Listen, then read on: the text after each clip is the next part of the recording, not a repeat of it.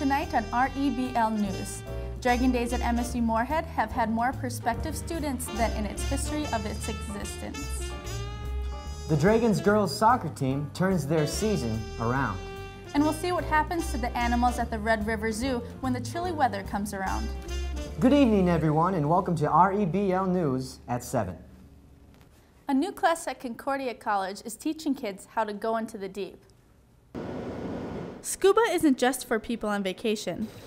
These students at Concordia are learning the skill for a class. What I'm going to do is I'm going to have my mask in place. Scuba instructor Dwayne Cashmark with Mixed Scuba in Moorhead teaches scuba diving as a college course. Even though the class is in a pool instead of the ocean, it doesn't get the students' spirits down. You know, one of the things that I really like about teaching is watching students get excited about scuba diving.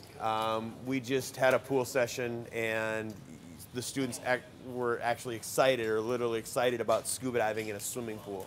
To get your scuba license, you have to scuba dive in open waters, whether it be one of the 10,000 lakes in Minnesota or in the ocean on vacation with your family. This is one of the biggest highlights for the students. Going someplace that not very many people have been, because not many people have gone to the bottom of lakes or bottom of oceans to see what's down there. Kermit the Frog is now in custody, according to the Fargo Police Department.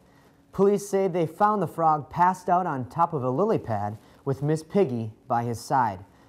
Kermit is being charged with possession of cocaine and littering. Miss Piggy says Kermit was acting crazy all day and took things a little too far. Kermit's trial date is still pending. We've had extremely nice weather for this time of year, but is it going to stay around? Here's Rebecca Liebach with the latest. You know, Robert, we aren't expecting too much coming up within this next week. If you take a look at the radar right now, it's pretty quiet out there, and we're expecting this to be around for a couple of days. But I'll tell you more on weather in a bit. Back to you guys. Thank you, Rebecca. This year, MSU Moorhead had a record amount of students attending their Dragon Days. And I was able to follow a few prospective students to see how their stay was. I'm Bobby Entersteer. I'm from Fargo. I'm a senior this year, and I'm majoring in health service administration with an emphasis in long-term care. I've been a tour guide for so long that I know from experience, and so I try to relay that to the students. Union City Cafe, there's a Pizza Hut, a burger place. I want to give them a personal feel, not just a memorized script of this is this, this is this.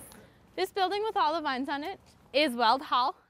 We think, I think it's proven even nationwide in studies that probably the single biggest factor in a student's decision if they visit a campus is the campus tour. We can head through this way.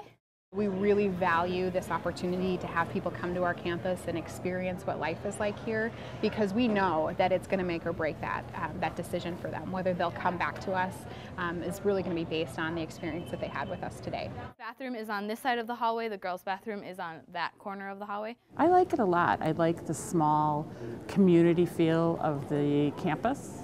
What do you think? I liked it a lot. And this is the kitchen facility that I was talking about. It's nice to see people happy after a tour, and you see people excited about what you're enjoying as well, and the potential of what they could enjoy. Any other questions? No? Okay, we can head to the Union. All the families seemed really engaged. They were asking lots of questions, questions that they seemed like they actually cared about the answer to. They just weren't asking questions to ask questions. She did a nice job, though. I felt like she really explained what each of the buildings are and what the offerings were. You get to see our visitors connect with our students, because I think that's the most important part of our day. I think that's what our guests look forward to the most, and I think that's where you really start to see that energy really start to bubble over. And we can just head back to the ballroom now. Thanks, guys. Over 100 prospective Dragons attended Dragon Days. The weather has been warming up lately instead of cooling down. Rebecca Liebach is going to tell us whether we will be able to keep these nice days for much longer.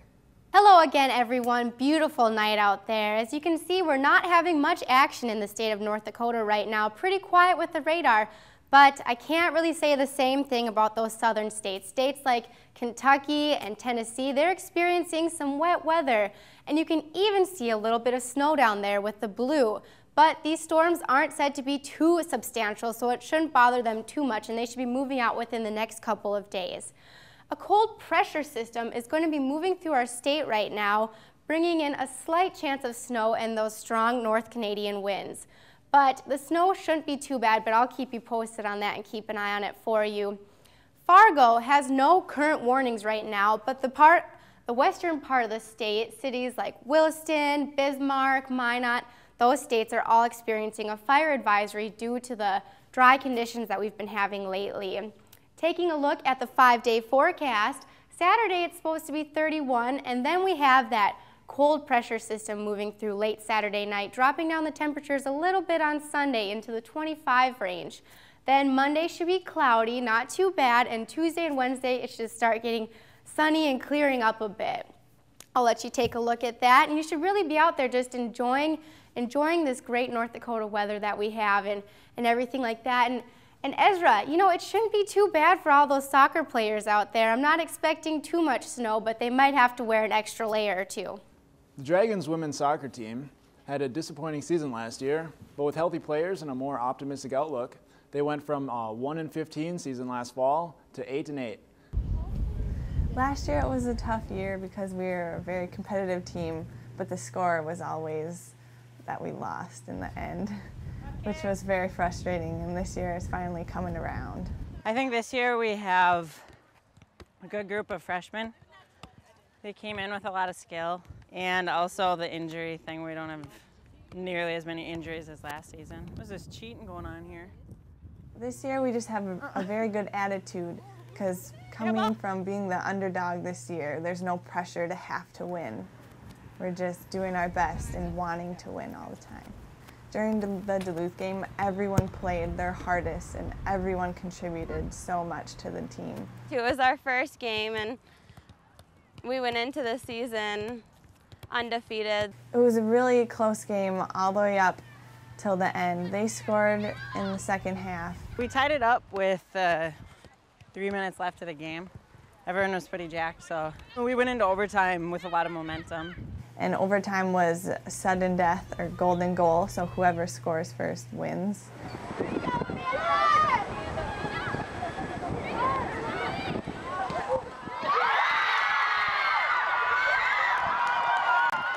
And I think we all knew that we were going to win.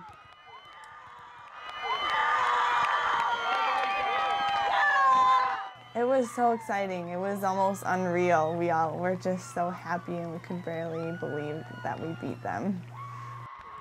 I think when we're winning, it keeps more of a positive attitude.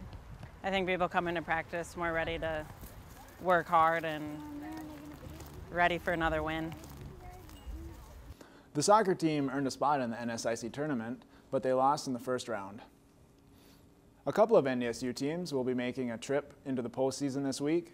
The 25-8 women's volleyball team will open the tournament playing the Minnesota Gophers. This is the third year in a row that these two teams have met in the playoffs. The Gophers are ranked 13th going into the offseason. The NDSU football team earned a first-round bye as the second-ranked team in FCS football. The Bison play James Madison this Saturday in the Fargo Dome. Saturday's matchup should be pretty explosive. It should be. James Madison is about 7-4, but they do come from a really strong conference, so it should be a good game. Thanks, Ezra. We've had pretty nice weather in the Fargo-Moorhead area, but it's not going to stay that way for long. Meteorologist Rebecca Liebach went to the Red River Zoo to go see how those little critters were doing. Our attendance is down in the winter. Not quite as many people want to venture out. Oh, unfortunately, it's not that busy during the winter right now. It's slow. It's cold. Oh, we have staff here that takes care of the snow removal, so our new guests can get around. We're just cleaning. Part of our responsibilities are cleaning inside animal enclosures, but we also clean the outside too. So we were just cleaning some of the public paths to help make the zoo look nicer. I love the zoo in the winter. I think that people should come out here more often because we have a lot of animals that are more active in the winter. And it's really cool to see the camels out in the snow, and the red pandas are a lot more active in the winter. So, the chilly temperatures may scare some customers away, but the employees here at the zoo are still keeping a positive attitude. We have interns and we have work studies, and you can also volunteer at the zoo if you can't make as long of a time commitment to an internship. Hands-on experience is a whole different learning field and really good knowledge for any college student. So it's just a fun place to be on the weekend. bundling up and playing in the snow with the animals, it's a lot of fun. Well, having been here 2 winters now, I found that it's actually easier than I anticipated. As long as I'm wearing the right clothes and I'm bundled up, I manage to stay pretty warm. Yeah, I like working here. It's pretty exciting. Well, not when it's slow like today, but it's still pretty exciting to work at a zoo. Well, it looks like it won't be too bad for those animals out at the zoo. Let's take another look at our 5-day forecast. Saturday, it's supposed to be a high of 31, and then with that cold front moving through late Saturday night, it's going to bump our temperatures a bit down to 25 on Sunday. Monday's looking to be a little bit cloudy, and then on Tuesday and Wednesday, it's going to be sunny. Well, the weather's not looking too bad for the rest of the week. You guys can go out there and enjoy this nice weather while we still have it. And with basketball, I guess you don't even need to worry about weather. No, that's all indoors up here. All right, well, thank you for joining us. We hope to see you all again tomorrow night.